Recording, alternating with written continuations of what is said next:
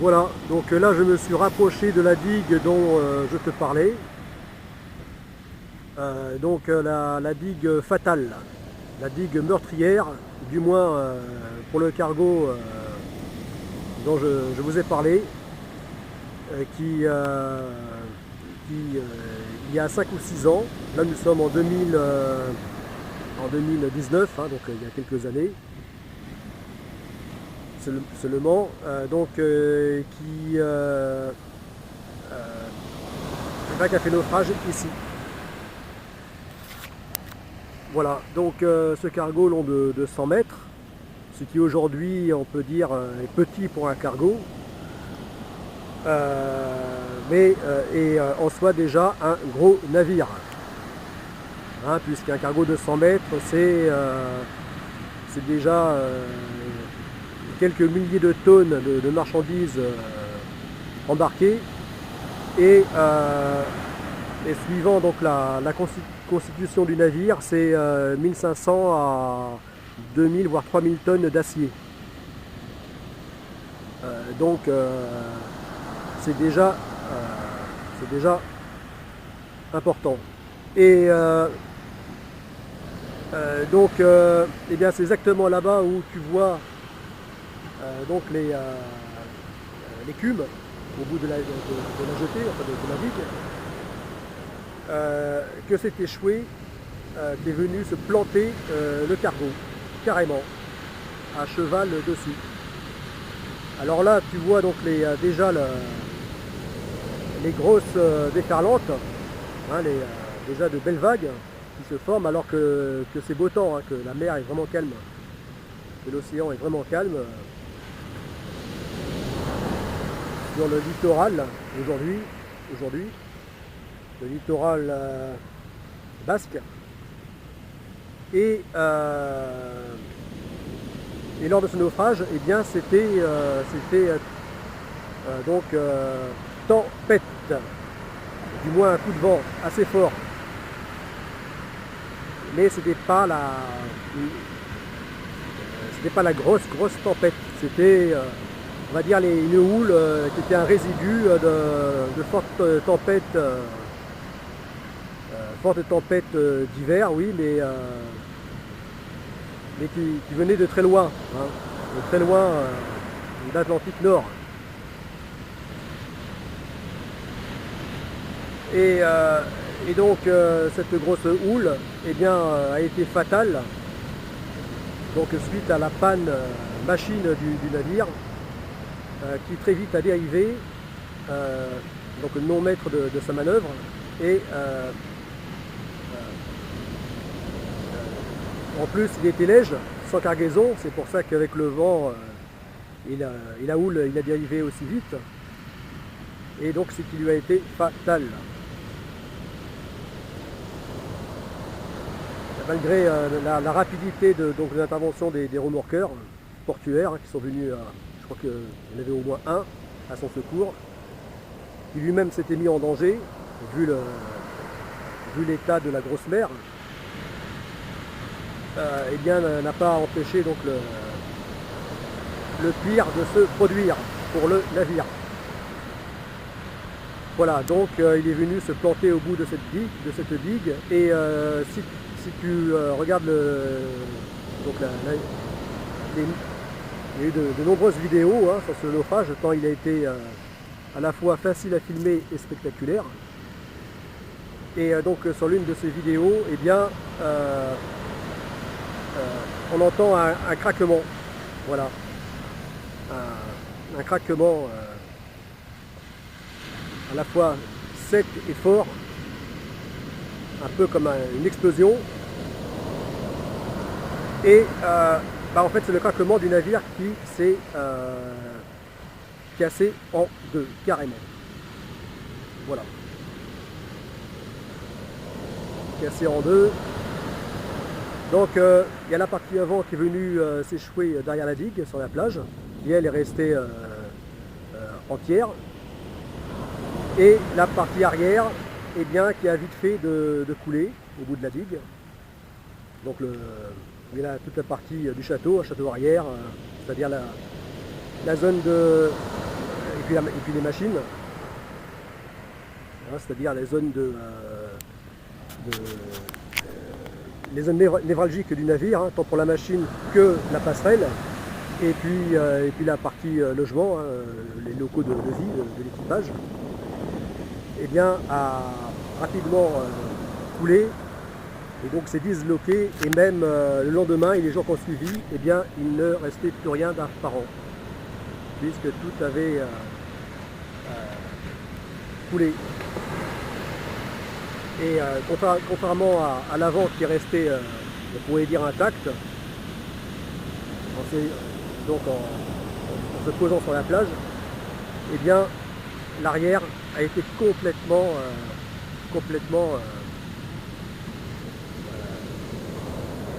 déchiré.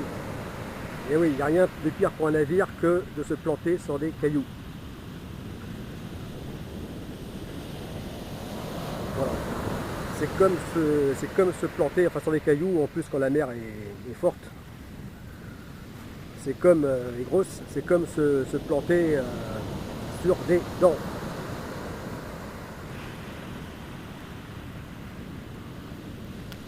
Et même en matériau le plus résistant qu'il soit, l'acier, ça n'y fait rien. Voilà. Donc, donc la partie arrière a été désintégrée, disloquée, hein, et donc les plus gros blocs ont été renfloués, hein, par des engins terrestres, hein, de chantier qui se sont posés ici.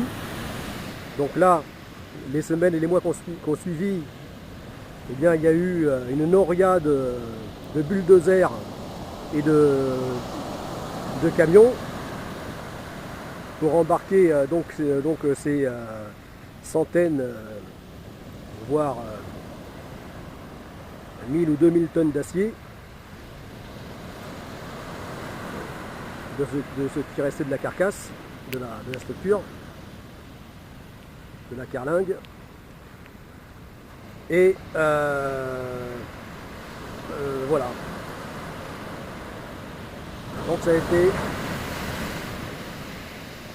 un chantier à la fois terrestre et sous-marin. Voilà, qui n'a pas dû être facile, hein, puisqu'on voit l'état des vagues déjà, alors que le temps est calme, hein, alors qu'il fait beau.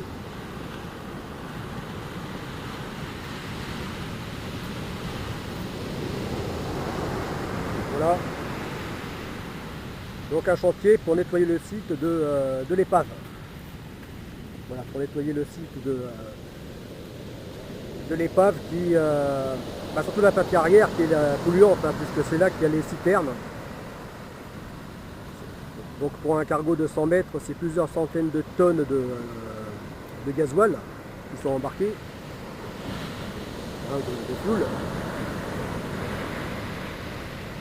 Et donc pour enlever toutes ces sources polluantes. Voilà, donc de produits pétroliers, de dérivés pétroliers, hein, servant donc à la propulsion du navire et le graissage aussi. Graissage, tout ce qui est mécanique, tout ça. À bord des navires, ça se compte en tonnes. Voilà. Donc par souci d'écologie, donc tout ceci a été renfloué et retiré. Donc imaginez le nombre de camions qu'il a fallu pour transporter ces tonnes d'acier.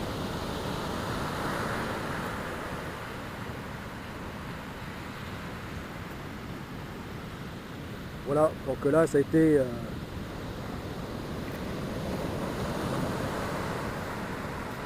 des engins de chantier, hein, des bulldozers, notamment bulldozers déchiqueteurs, c'est-à-dire des pinces mécaniques géantes et surpuissantes. Par l'hydraulique, hein, arrive à déchirer l'acier comme on le ferait d'une feuille en papier. Voilà, et c'est comme ça que l'épave a été retirée. Mais bon, je pense que malgré le souci qui a été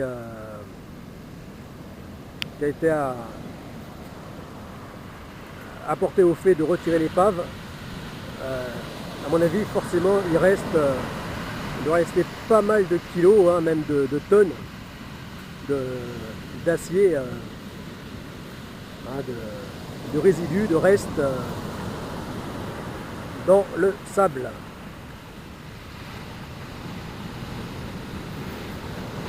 Voilà, dans le sable là, au bout de la digue.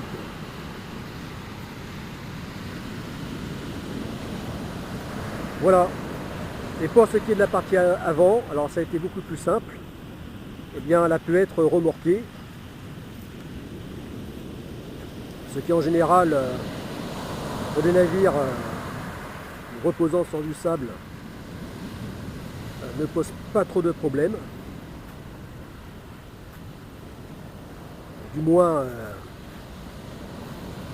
reste faisable, hein, arrive à se faire en général. Donc a été tracté par un remorqueur au large et ainsi a pu être retiré.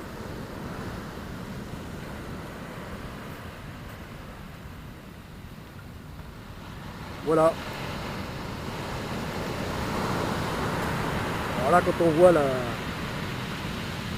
déjà la gueule des déferlantes, imaginez ce que ça avait pu être ce jour. Hein, là on voit comment ça... Les embruns déjà, comment se jaillit. Donc le jour de ce naufrage, eh bien, c'est des vagues de plus de 5 mètres. Hein. 5, 6, 7 mètres, voire plus. C'est pour ça qu'elles ont été vraiment fatales au navire. Elles ont malmené ces 100 mètres de long comme un fétu de paille.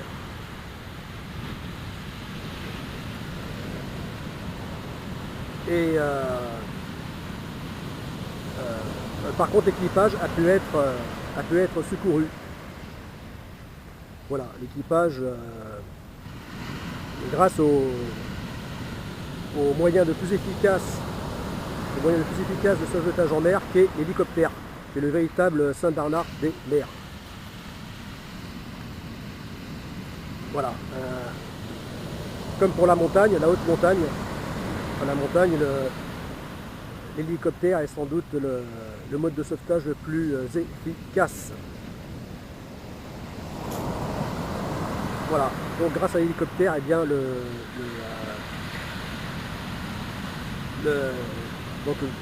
l'équipage a pu être illettroyé, alors que l'issue sans hélicoptère aurait probablement, même sûrement, été fatale. Pour l'équipage, hein. Je pense que les 10 membres d'équipage, bon, je ne sais pas combien ils étaient hein, exactement, on va dire une dizaine, eh bien là je pense qu'aucun n'aurait pu survivre. En tout cas, la plupart seraient morts. Ah oui, puis dans des déferlantes comme ça, sur des rochers. Donc là, j'imagine qu'ils ont dû avoir la peur de leur vie. Mais grâce à la rapidité et l'efficacité des moyens de secours français, hein, là au moins quelque chose de positif pour la France, eh bien le sauvetage a pu se faire de façon fort efficiente. Voilà, donc big up aux secouristes français. D'ailleurs là on voit un cargo qui s'en va. Je pense qu'il fait une centaine de mètres celui-ci. Il doit bien faire ses 120 mètres même. Et on voit qu'il tangue déjà. Alors que c'est en calme, là, l'océan est vraiment calme, et bien on voit que déjà avec la houle du golfe de Gascogne, on le voit bien tanguer.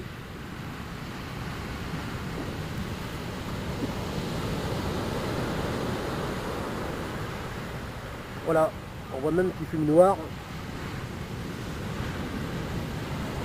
Voilà. Parce que là il met les gaz.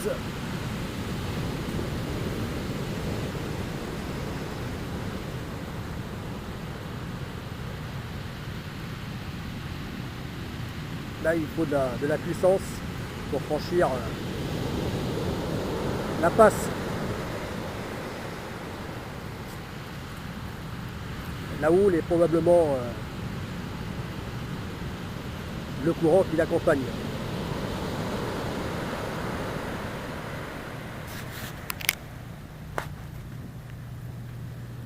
Voilà. Bon, eh bien j'arrête là. Je pense que cette vidéo a été assez longue comme ça.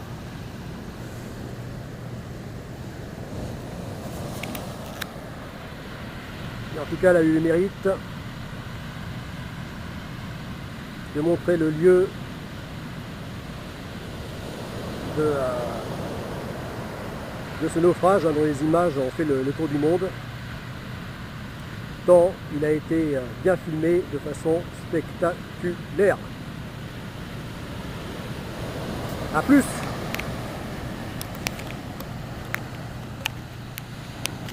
C'était Ulrich.